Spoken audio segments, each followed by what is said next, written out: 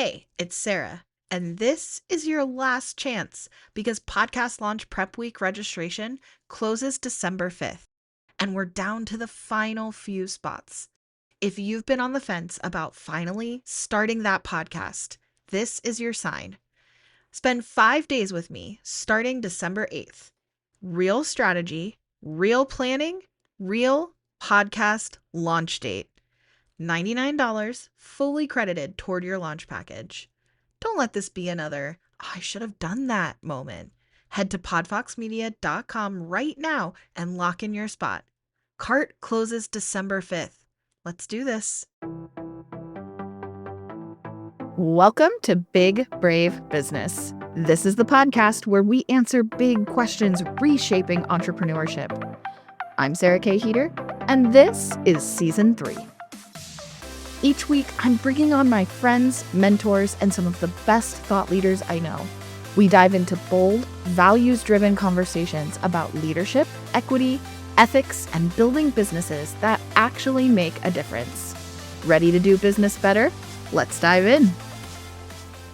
Welcome back to Big Brave Business. I thought it would be fun to give you more behind the scenes insight into my business and kind of where I've been and where I'm going in 2026. So this is an episode for you if you want to get to know me better, if you want to be nosy about what I do or how I do things, and if you are looking for inspiration about your own business journey, then I hope you can find that in me sharing my story and some more of my experiences, regardless of how long you've been in business. I think that there are some people who are listening to this who have certainly been in business longer than I have, but in different industries. And I do think there's a lot to be learned from other industries. I'm going to touch more on that in a second. So kind of hearing how I'm thinking about things and what my experiences have been, I think can still help. But also if you haven't been in business as long, or if you have not reached the same kind of level of revenue, which I say that understanding that probably there's someone listening to this who makes so significantly more money than I make. And I also know there's someone who listens to this who makes less money than I do, right? So I'm not trying to pretend I make so much money, but I think that it's important that we actually talk about what scaling a business looks like and how far you can realistically scale as a service provider, just being you, and what that looks like and what it has to become in order to expand beyond a certain revenue point, and then what your different options are for scaling.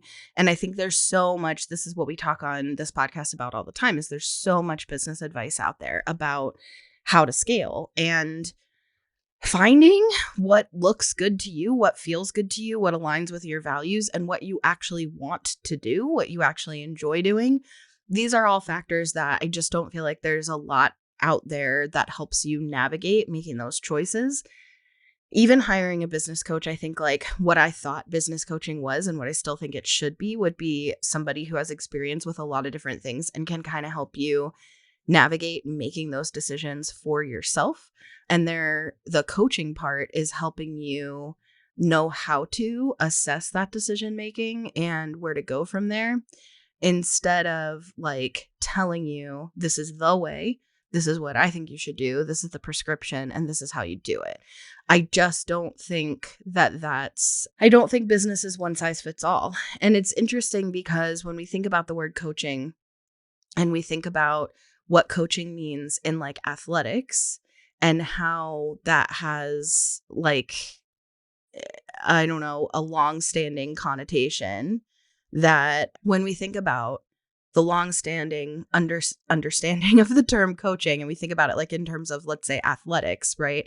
An athletic coach, which I think for the most part, we all agree should exist, even if people have opinions that are very strong about business coaching or life coaching or whatever, nervous system coaching, messaging coaching. There's coaching for everything, right? But no matter how you feel about those types of coaching, I think we can all agree that coaches are an important role in athletics at all levels. And I think there's a lot of things that this might be a whole other episode, is let's just dig into the term coaching and what it could look like and kind of reimagine that together. But I digress. The point of this is I do think that in athletic coaching, there is a certain degree, especially for young athletes, that a coach is also helping you build those fundamental skills. Once, of course, you get to like the pro level, a coach is going to help you refine those skills. They are going to definitely be able to push you to become better. But I think it's like 100% true that once you get to like the professional level, every athlete could outperform their coach. The coach can still help them refine their technique, but the coach's role is more to, I think, help the mindset, the connection of a team, if there is a team. Of course, individual sports also have coaches. They can also help with technique. They also help with like kind of running the administration of practice, but they're really helping utilize strategically what the strengths are that athletes bring and how to work with what their constraints are. That's what I think, in my opinion, a business coach should be able to help you do. Now, with that being said, coaches, kind of like general practitioner doctors, they can't know everything about every single type of business and every single way to do business. So how could they possibly kind of diagnose and then prescribe techniques or strategies for all different types of businesses? And this is why I think the idea of niching down really does matter, because then you could still, and you could always be refining and learning more, right? And hopefully that's what athletic coaches are doing as well, especially at the professional level, is they're always learning more and trying new things and like experimenting themselves. So all of this to say, I think that the idea behind this is I wish there were more resources out there to help you, all of us, navigate making choices about how you run your business, how we all are choosing to do business, how we do business with each other, with every step along the way. And I hope that the group conversations that we've had and the guests that we bring in, they bring these interesting and different, very diverse perspectives that you can then choose how to apply that in your business. I've shared this, I think, on a previous episode, but I got feedback from a listener who said, and then I ended up hearing this from multiple people, but in particular, I heard it from a listener. Shout out to you if you're listening, who said, I'm struggling because a lot of these episodes, you have such interesting and important conversations, and I learned so much. But really what you do is you open this whole can of worms. And then I walk away from the episode going, well, now what do I do with that? And honestly, part of the reason why I think that's important is because I identify as an anti-capitalist. You know that if you follow me on other platforms, you know that I have had a Substack called Confessions of an Anti-Capitalist Entrepreneur. I still have it, but I have not been consistent with posting to it. Ultimately, I plan to release a book called Confessions of an Anti-Capitalist Entrepreneur. And I am working on a keynote address that is by the same title, because I think it really captures perfectly exactly what my experience has been. It's weird and it's hard. And in a way, when you exist in a capitalist society, entrepreneurship is the most anti-capitalist path forward we have. And it's kind of impossible to be an entrepreneur, especially a capitalist entrepreneur, while identifying as an anti-capitalist. Like, there's a lot of things you have to do that are very capitalist. So just inherently what entrepreneurship is very capitalist. Anyway, I have other episodes where we really dig into more of that, and I'm sure we'll continue talking about it. But I think that the point of all of this is a lot of my experience with anti-capitalism has been unlearning. And a lot of what unlearning is dissecting and dialing back, undoing a lot of the learning that's already happened, a lot of the things that have already been prescribed. And then you have to decide what it is you want to do with that. Now, because I did start getting that feedback from multiple people about the fact that what we do on this podcast is we open a can of worms, then we don't necessarily tell you what to do with it. I have been trying to incorporate more like, hey, what do we hope people take away? Hey, how can we use this to try to give people some ideas for application? Because I do think If it's a completely new topic for you, or if it's a really uncomfortable topic for you, then you need to be able to picture what other ways it could look like. Just being able to pull that out of the thin air is nobody realistically can consistently do that with all topics. So I think that it is important to try to incorporate some ideas. And one of the ways I think that it's really helpful to start being able to do that for yourself, to think creatively about what else things could look like, is to learn from other industries. Now, I talked about this a couple weeks ago when I first gave you a behind the scenes bonus episode, giving a glimpse into why I decided to do Podcast Launch Prep Week and what it could look like and what it was based on, which was a totally different offer, a totally different industry. And I just thought, I feel like this could apply to my industry. I feel like this is a good idea. I started kind of soft testing the market for it by talking to some people who I thought would be good fits for it or would have been good fits for it in the past, but they launched their show without it because it didn't exist. And far and away, the feedback, the response, the reception of what I got is that, yes, absolutely, you should do it. It's a great idea. And also, realistically, it should be more expensive than what I'm charging. Now, because this is the first time I've ever done it, I'm keeping it at the price point that I originally thought. We're going to see really how this goes. At the time that you're listening to this, Podcast Launch Prep Week is literally next week. So there's still time to jump in if you're hearing this the first week of December when it drops. The actual Podcast Launch Prep Week is December 8th to 12th. If you've never heard of this before, if this is the first time you're hearing about it, it is an opportunity for you if you are thinking of starting a podcast in 2026. It's an opportunity for you to really refine your launch plan, your podcast strategy, and actually plan out 6 months of episodes alongside a bunch of other people. We're going to do hot seat coaching. We're going to do Q&As. I'm going to bring in some guests who are people I currently work with as Podfox podcasters to talk about their experiences, their wins, also their launch experiences. And we're going to do, like I said, a lot of workshop content. You're going to have a podcast title, you're going to have content, you're going to be able to envision the whole thing. And then if you want to continue on beyond Podcast Launch Prep Week, which is $99 just one time, but if you want to continue with us for the actual production services of your podcast to launch in Q1 of 2026, you also get to join a mastermind cohort with other people from Podcast Launch Prep Week who are also starting podcasts in Q1. And we're actually going to hold this like mastermind container so that you're not doing it alone and you have this group of built-in people, hopefully some like podcast besties who are doing this alongside you. Now, there's no additional cost for this. It is just the cost of production services. So we are actually rolling in the $99 that you pay for Podcast Launch Prep Week into your production fees. And the mastermind does not cost anything extra. So if somebody does not join Podcast Launch Prep Week, they just want to launch a podcast with us and they want to work with us, they're going to be paying the same thing you're paying.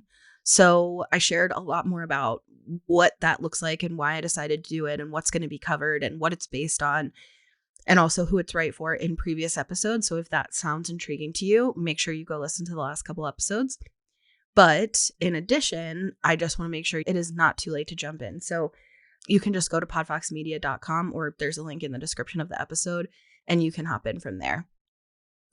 So a quick update on how that's going. So I did cap Podcast Launch Prep Week at 50 people.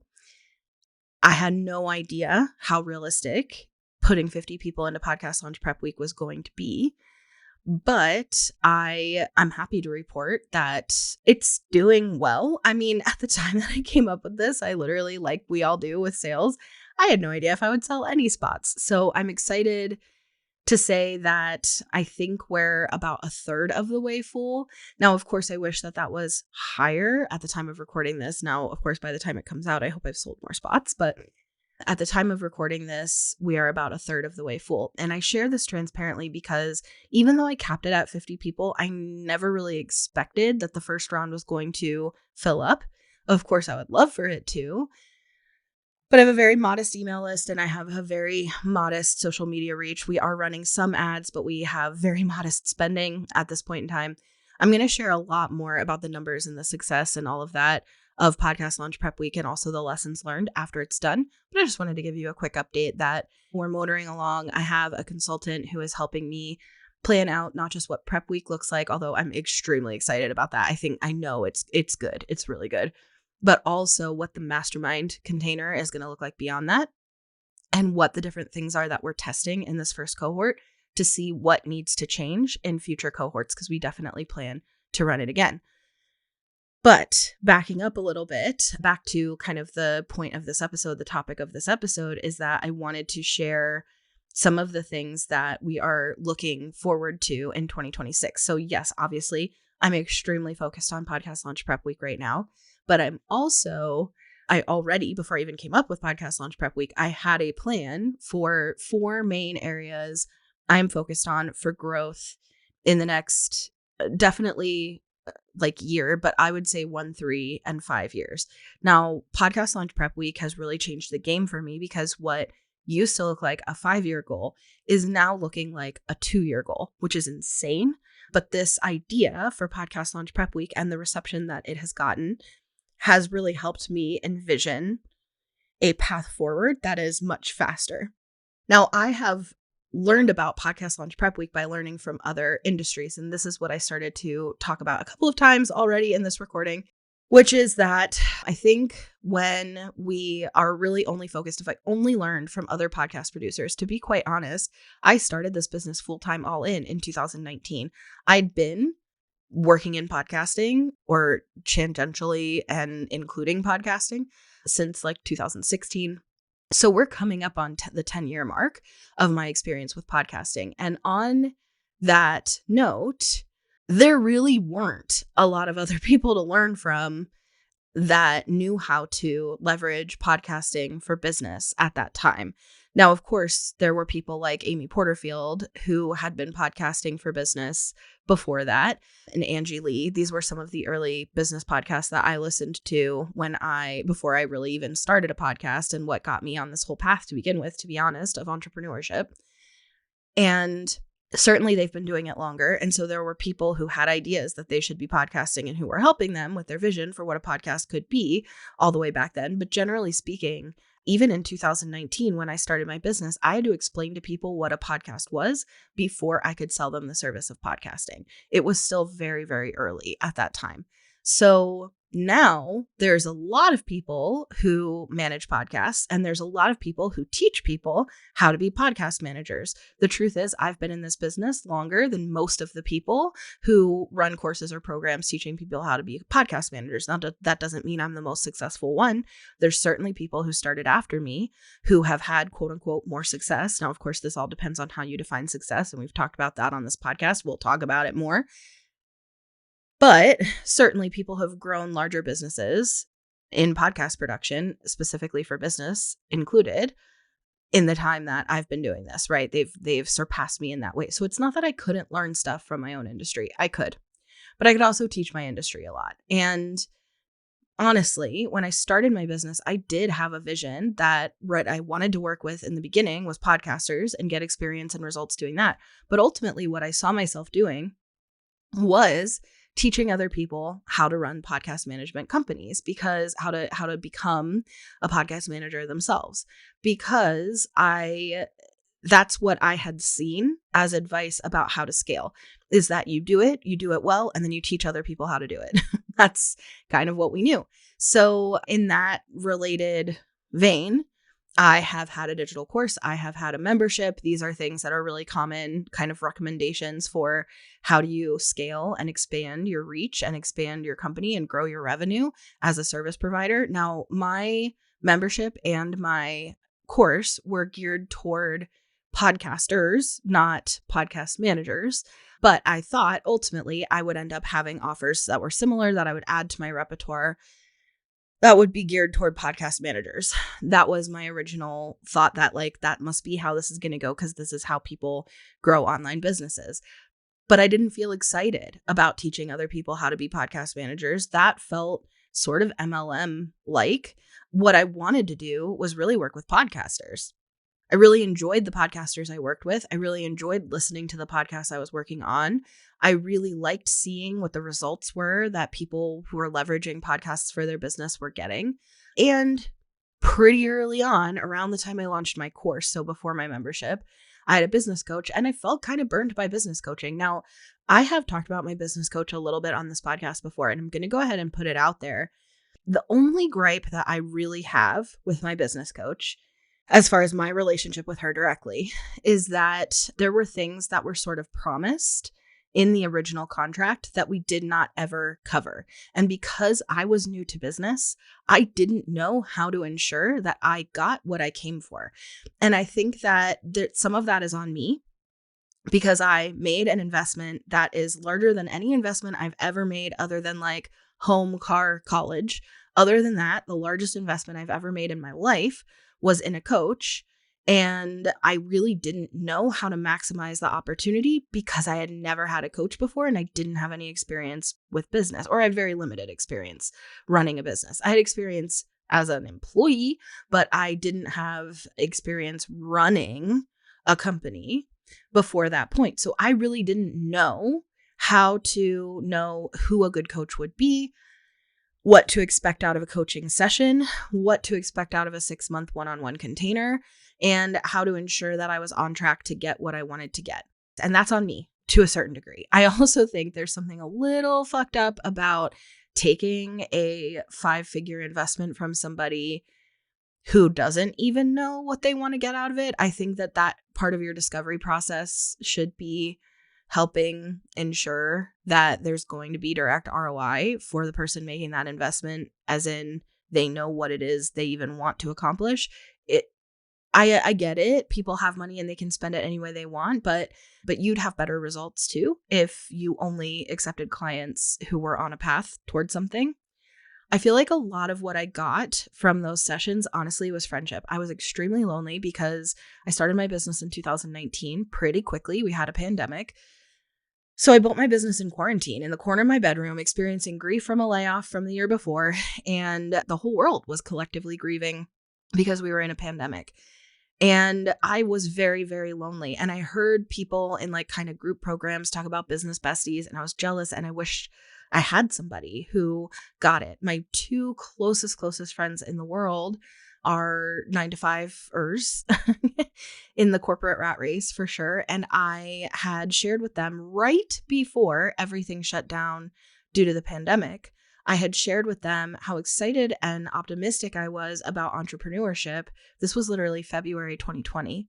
And how I started to feel like being part of the corporate rat race was like a scam. And that what we were doing is pouring our talent and our brilliance and our time into someone else's vision, our IP, into someone else's vision, into someone else's wealth, not our own. And at the end of the day, when those people who were profiting off of my labor, off of my IP, off of my natural skills, when they decided that my role did not fit in their vision anymore and they cut me loose, what did my family have to speak for the years of emotional, physical, and mental labor that I put into that business? Nothing. I had a family of 5, 3 kids under my roof. Going into Christmas, I was the primary earner for my family. My husband was in grad school, working part-time at a movie theater. And what did my family have to show for the years that I put into the job that was now eliminated? It did not exist.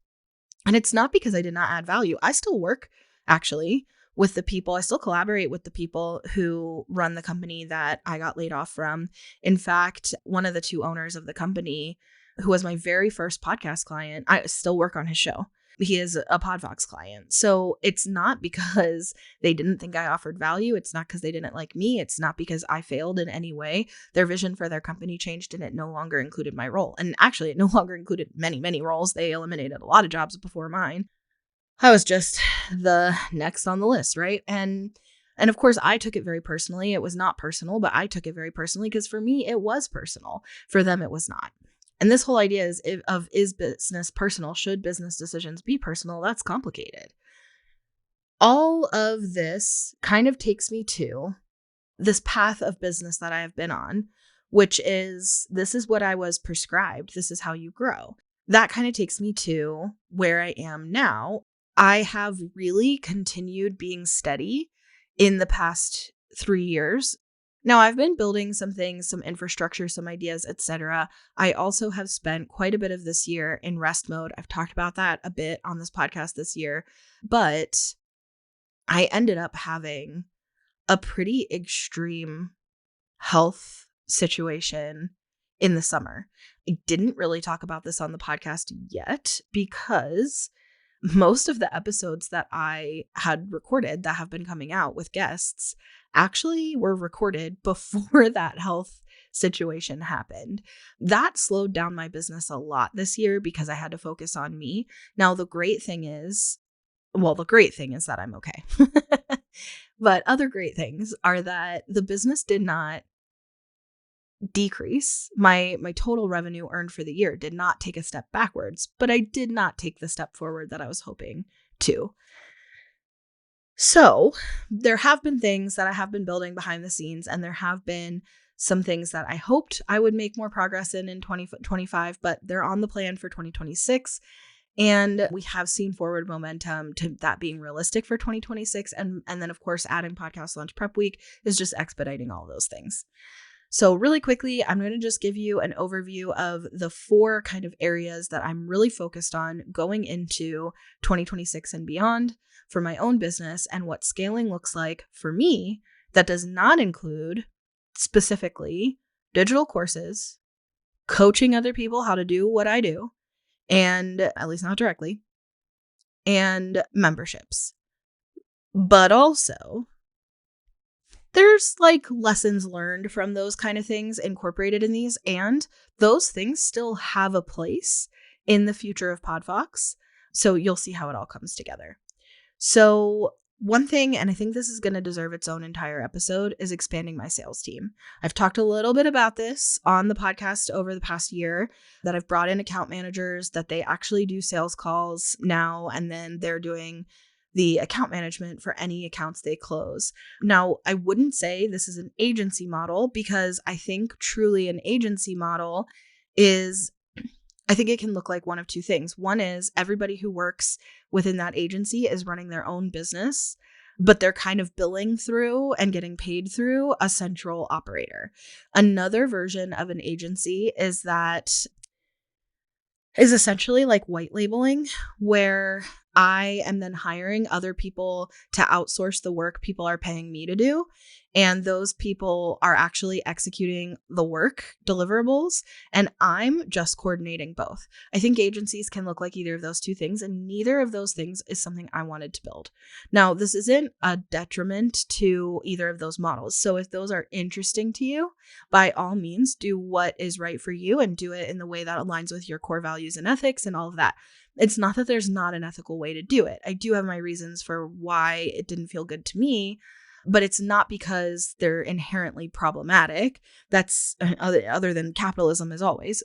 But that's another episode for another day. But I knew that in order to eventually sell Podfox, it cannot be dependent on just my shoulders and what I personally can implement. It has to be scaled beyond me, and I also have to be able to remove myself from the process. And so that honestly was largely inspired by kind of account management roles that are actually sales roles when you're looking for a job and you're parsing job boards. And there's a million account manager roles that are really about, they're all written from the standpoint of like customer service and customer retention and customer experience and all that stuff. But really it's sales. And then it's continuing to manage the account that you sold to and continuing to sell to them, right?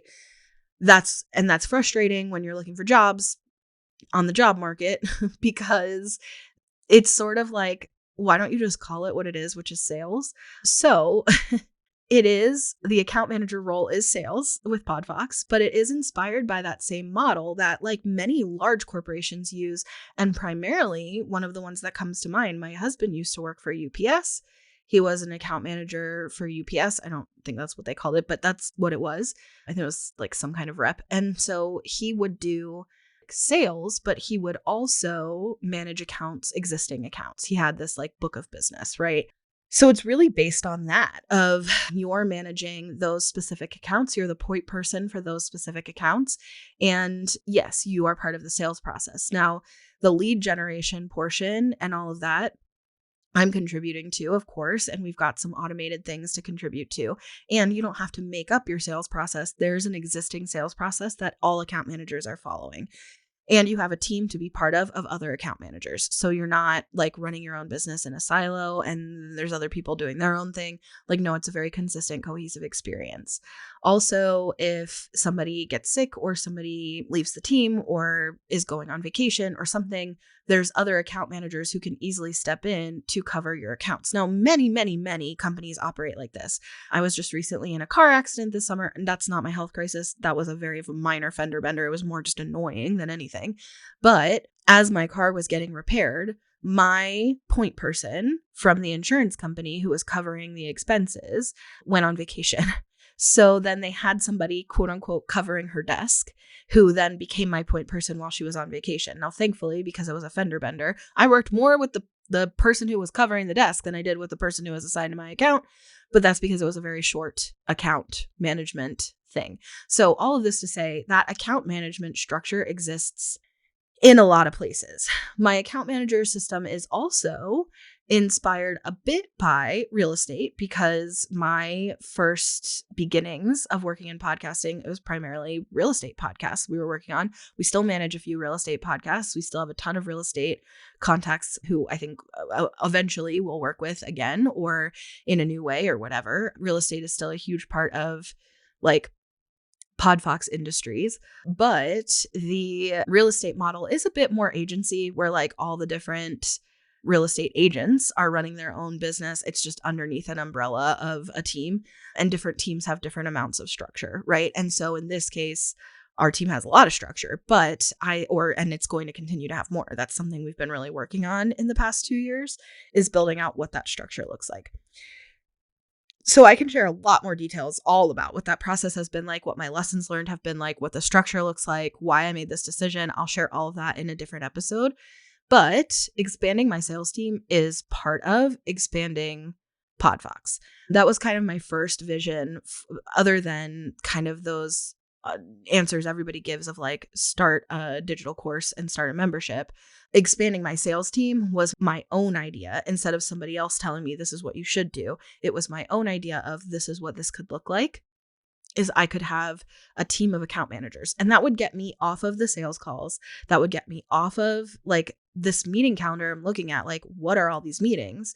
They are all me pouring into clients. Not anymore, but that's what it had been like 2 years ago. And I was like just drowning in client meetings, working 100 hours, not literally, but a lot of hours a week, all of a sudden, because I had so many meetings on my calendar. And it was because of all this account management that I had created for myself. Well, not only can I have a limited bandwidth of literally can't fit more meetings on my calendar, but also that is not sellable. I can't sell this company because it depends on me being available to take those calls. So what does that need to look like to extricate myself from that? Well, I can duplicate myself and I can create. So this is where I kind of have an asterisk of it's not about teaching other people how to become podcast managers. Well, yes, it is, but for me, for Podfox. And to do it the Podfox way and to have a Podfox team and have a Podfox structure, Podfox SOPs, Podfox IP, Podfox training, all of that is internalized. So yes, actually, I am really building out a lot of ways to teach other people how to be podcast managers, and they only have to do the portion that includes supporting the client. The actual technical part sits on a different team, which is the editing side of our team. So you don't have to have those technical skills, and you can focus on the people part if that's your skill set. Now, if your skill set is the technical part, not the people part, which a lot of podcast managers who have been in the game for a while are more techie people. They're not necessarily people. They like the tech part. They like the editing part. They maybe worked in music, and so they know quite a bit about audio. This is pretty common in my industry. Well, if you're really into the tech side and you're not into the people-y side, I also have an editing team.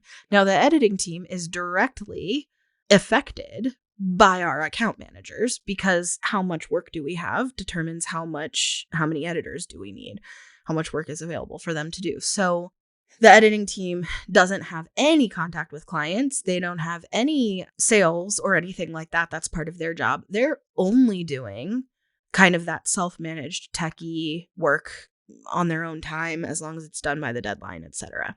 So expanding my team in a way that looks like a bigger company is one of the ways that I'm working on scaling. More on that in a future episode. I know I could talk more about it. That's crazy. But I feel like these are the kinds of things that when you're going from solopreneur to like picturing who do I hire and what does it need to look like to be honest, everybody's like, oh, a VA. Number one, because they're affordable. But number two, because that's kind of the advice that's out there. Like, I don't really know. I'll just hire a VA and then I'll just figure out what I can distribute. That doesn't necessarily have to be me doing it. A VA might be a great fit for you. But like currently, I don't have a VA that's supporting Podfox. I'm going to be changing that with Podcast Launch Prep Week and the mastermind cohort. I think there is an opportunity for us to have VA support there. But honestly, I don't have a VA right now. I have specialized people only. And yeah, so that's a whole other conversation. Okay. The number two thing that I'm focused on is corporate contracts. So if you are unfamiliar, basically a corporate contract could look like a lot of different things. It could look like licensing, which is something we're exploring.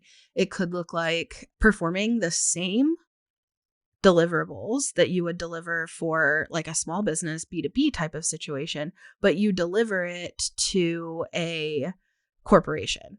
Now, a corporation, like right now, my high ticket sales are looking at like, let's say $24,000. Maybe the maximum that I am selling is like $36,000 for a year.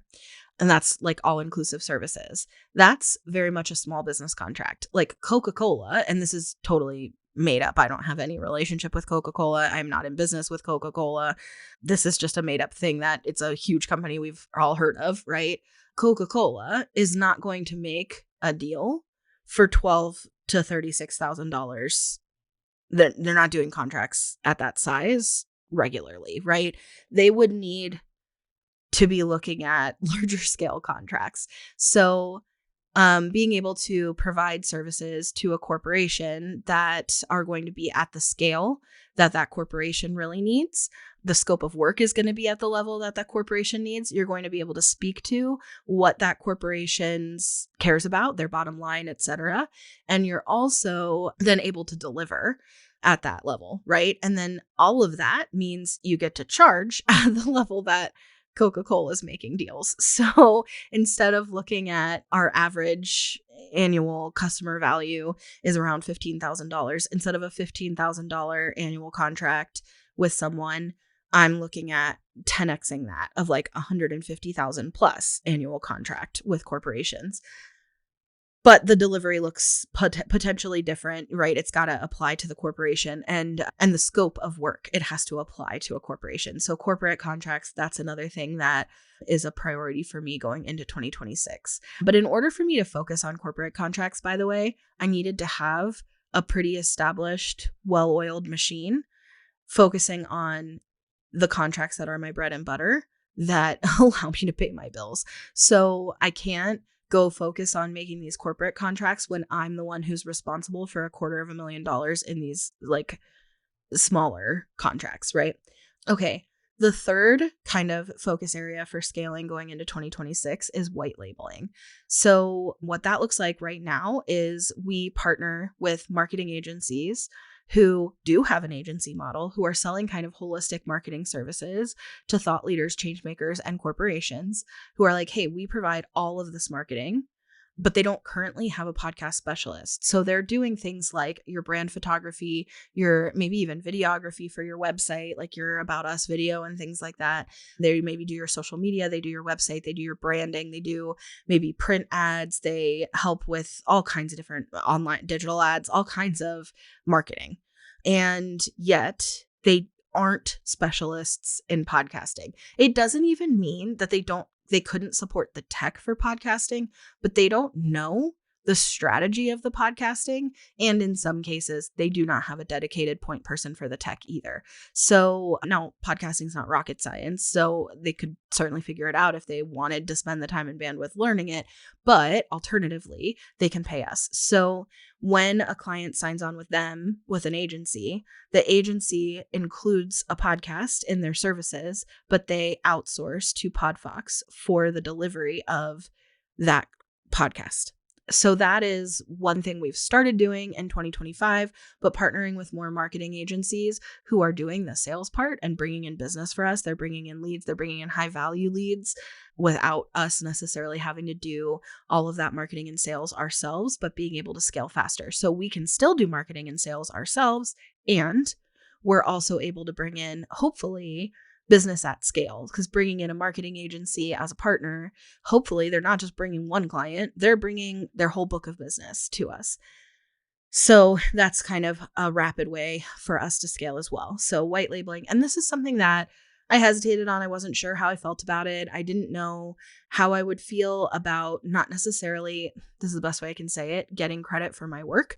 But we're working on a contract that makes sense. We have developed a contract that makes sense, and we've been kind of piloting it this year to figure out what we do and don't like, so that we can then at scale partner with a bunch of more marketing agencies, not just the ones that we're kind of piloting this with. So I can talk more about this too if that's interesting to you. And then the fourth area that we're focused on is tech. So I have an idea for proprietary tech in my head that I have been thinking about for probably 2 to 3 years at this point. Initially, when I came up with the idea, I thought we would have to hire developers in order to build it. And I didn't know what that looked like as far as when that would be realistic that I'd be able to invest in developers, because that would be very expensive. It's expertise I don't have. I have the idea, I can picture how I want it to work, but I can't build it. Now, AI is developing so rapidly, and we have been having so much fun. I have been having so much fun learning and playing around with vibe coding and building simple apps, that I can see a path forward where ultimately, especially with how fast AI is rapidly evolving, I can see a path pretty quickly where I will be able to build out at least an initial version of this proprietary tech that I've always had in my head, not always, but that I've had in my head for a long time now myself. It is possible that once I have a minimum viable concept for this, that I will then have to bring in developers to really prepare it to go to market. But again, with the rapid evolution of AI, that might not even be necessary. So we'll see.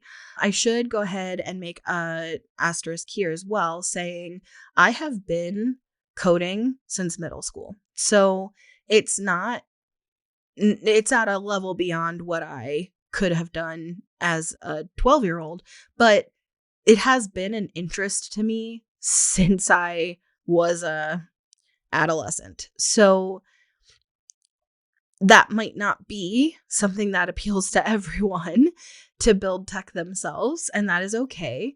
But yeah, I actually learned how to code. Now, this is very basic code, but how to code HTML with a pencil and paper. I had a teacher who knew how to do it, which is actually really wild because it was literally the 90s, late 90s. And you could stay after school, and we had a stack of paper that had like codes for us to learn from. She had built a curriculum for us to work through.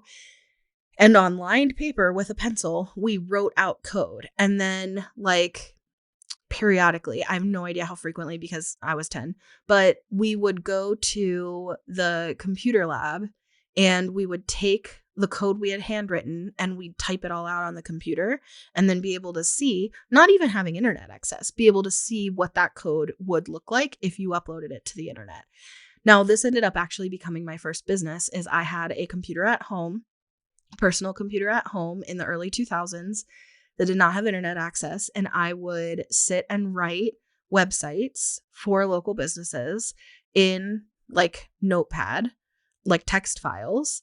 And I would write out the HTML. And I actually taught myself CSS as well.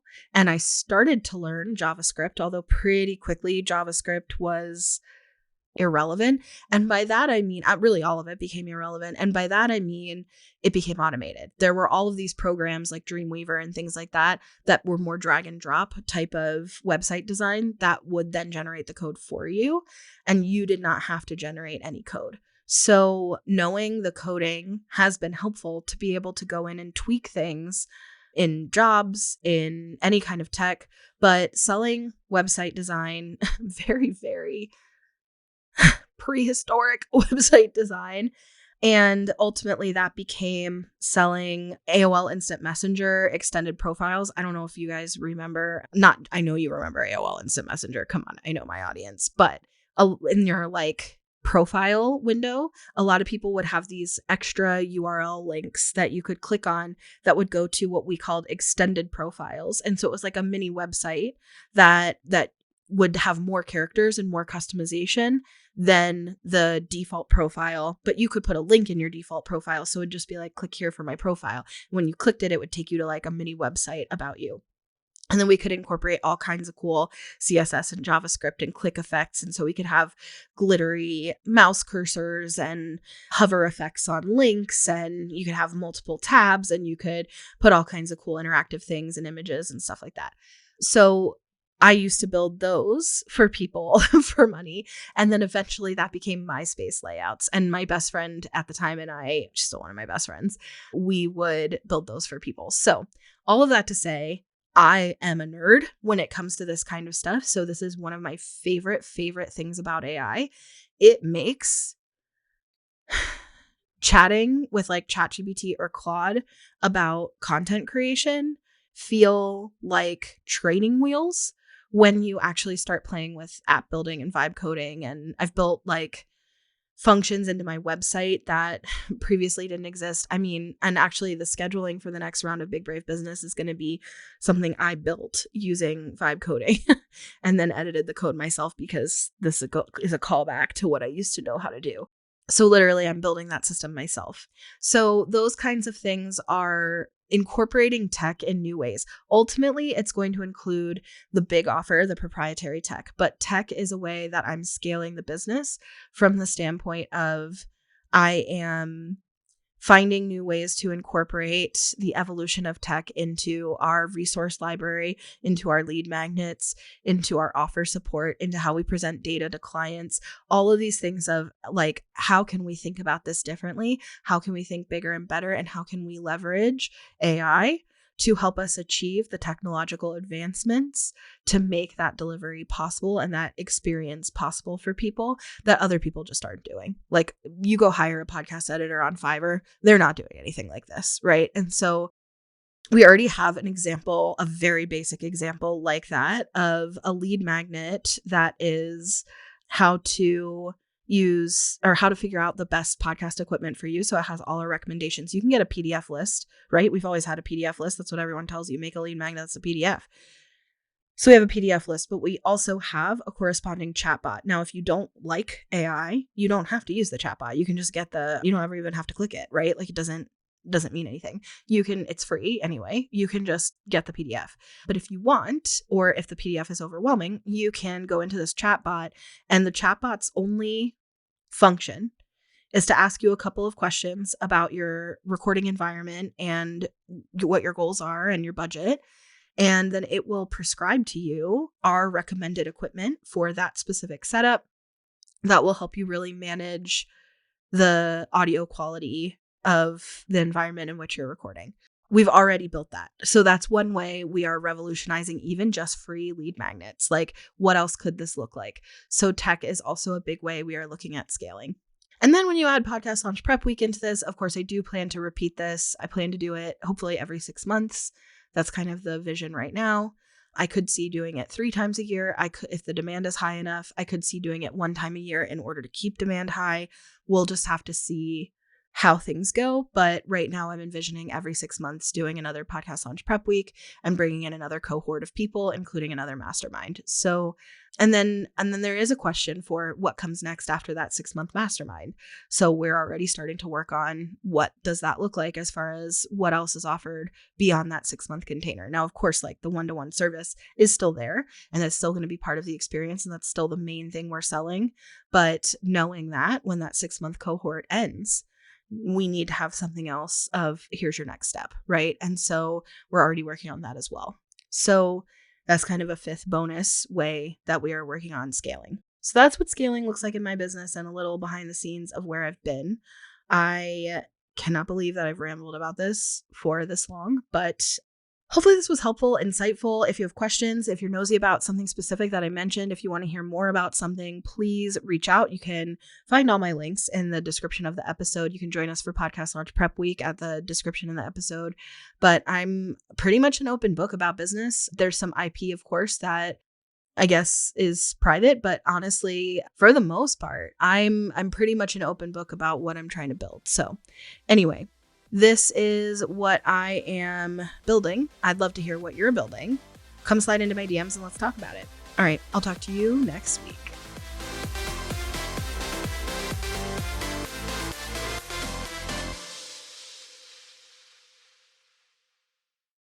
Hey, it's Sarah, and this is your last chance because Podcast Launch Prep Week registration closes December 5th, and we're down to the final few spots.